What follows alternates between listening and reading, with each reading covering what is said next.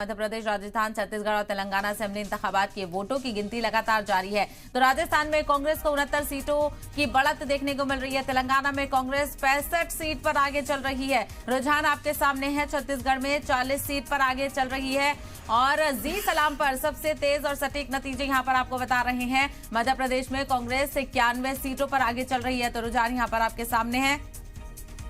राजस्थान में कांग्रेस को 69 सीटों पर बढ़त देखने को मिल रही है। तो वहीं तेलंगाना में अगर कांग्रेस की बात करें तो 65 सीटों पर आगे यहां चल रही है। छत्तीसगढ़ में कांग्रेस 40 सीटों पर आगे बनी हुई है, लेकिन दूसरी तरफ बीजेपी भी काफी आगे चलती हुई नजर आ रही है। अगर 230 में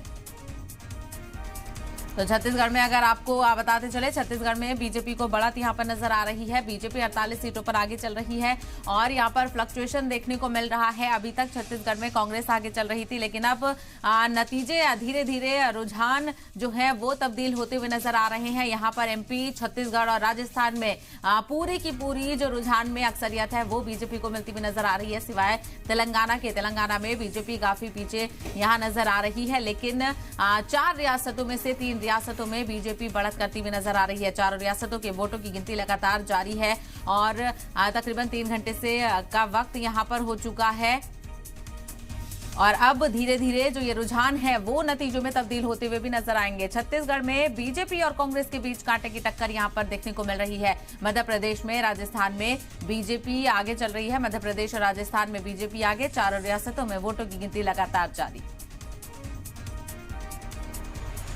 हर जगह उस हिसाब से होता है, लेकिन अभी जो स्थिति जो सामने है, 2 राज्यों में अगर देखा जा रहा है, जो रुझान आ रहे हैं कि भाजपा जो है राजस्थान, मध्य प्रदेश में बढ़त है